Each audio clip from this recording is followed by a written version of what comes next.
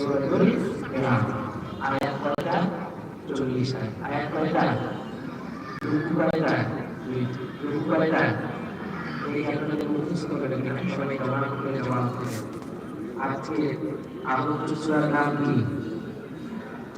এই ভাইয়া বলেন, আজকে আলোচ্য সূরার নাম কি? সূরাতুল আয়াত কয়টা? জবাব করে বলেন কয়টা? রুকু কয়টা? মাশাআল্লাহ। আলোচনা শুরু হবে ইনশাআল্লাহ। সকলেই পড়ে নিন। আউযু বিল্লাহি মিনাশ শাইতানির রাজীম।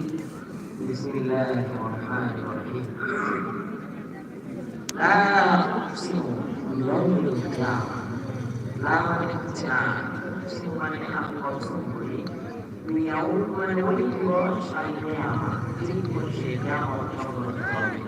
লা উকসিমু বিয়াউমিল কিয়ামা এর শাব্দিক অর্থ হলো অবশ্যই যেদিন এই বিশ্বসভার সমাপ্তি ঘটবে ওই দিবসের কসম খাচ্ছি আমি আল্লাহ। আর এই সূরা মানে ডে অফ রিজারেকশন, একদিন এই বিশ্বসভার ওই সমাপ্তি ঘটবে, যেই দিন ঘটবে ওইটাকে বলা হয় কিয়ামত। কিয়ামত শব্দ এসেছে কিয়াম, কিয়াম মানে দাঁড়ানো। মানুষ মরে যাওয়ার পর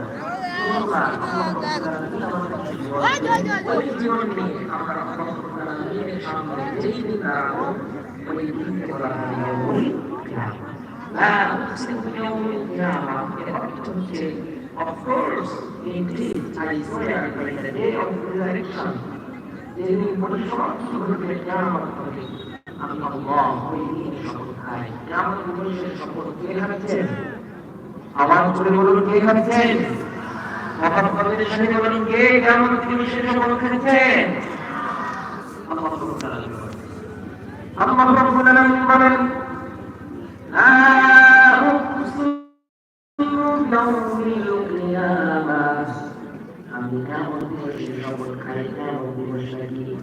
আল্লাহ রাব্বুল আলামিন সূরাতুল ইনফিতারের মধ্যে বিশ্বকে ঘোষণা করছেন, ওয়া মা আদরাকা মা ইয়াউমুদ্দিন, সুম্মা মা আদরাকা মা ইয়াউমুদ্দিন। ওগো নবী, আপনি কি জানেন কিয়ামত দিবসটা কি? ইয়াউমুল জাযাটা কি? প্রতিফল দিবস কি? কেউ কি আপনাকে জানাইছে কিয়ামত দিবসের বিষয় সম্পর্কে? আল্লাহ রাব্বুল আলামিন ঘোষণা করে দিলেন, ইয়াউমা লা তামলিকু নাফসুন লিনাফসিন শাইআ।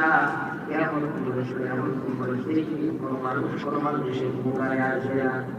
সূরা আবাসার মধ্যে আল্লাহ রাব্বুল আলামিন ঘোষণা করলেন, ইয়াউমা ইয়াফিরুল মারউ মিন আখিহি, ভাই তার ভাইয়ের কাছ থেকে পালাবে, ওয়া উম্মিহি ওয়া আবিহি, মায়ের কাছ থেকে সন্তান পালাবে, বাবার কাছ থেকে সন্তান পালাবে, ওয়া সাহিবাতিহি ওয়া বানিহি, বন্ধুর কাছ থেকে বন্ধু পালাবে, বান্ধবীর কাছ থেকে বান্ধবী পালাবে। লিকুল্লি ইমরিইন মিনহুম, প্রত্যেকটা মানুষ নিজের কাজে ব্যস্ত থাকবে। সেই দিন কোনো মানুষের উপকারে আসবে না। আল্লাহ রাব্বুল আলামিন ওই বিশাল দিন সম্পর্কে সূরাতুল গাশিয়ার প্রথম আয়াতে ঘোষণা করেছেন, হাল আতাকা হাদিসুল গাশিয়া। অবশ্যই আপনার কাছে আত্মপ্রকারী দিবসের সংবাদ এসেছে, এই দিন গোটা পৃথিবী অন্ধকার হয়ে যাবে। আল্লাহ রাব্বুল আলামিন বলেন, এই দিন মানুষের চেহারাগুলো সব সংকুচিত হয়ে যাবে।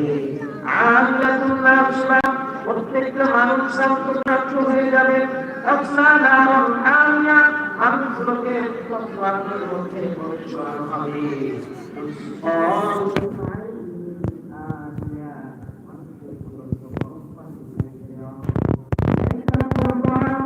তাদের জন্য কোন ধরনের খাবার থাকবে না,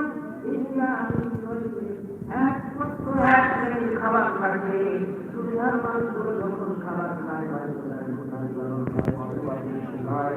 আল্লাহ বলেন এই খাবার খাওয়ার পর খাবার গ্রহণ করার পর পুষ্টি হবে না, ওই মানুষের মানুষ হবে না। আল্লাহ রাব্বুল আলামিন কোরআনের সূরা ইয়াসিনের ঘোষণা করেন, আল-ইয়াওমা নাখতিমু আলা আফওয়াহিহিম, আজ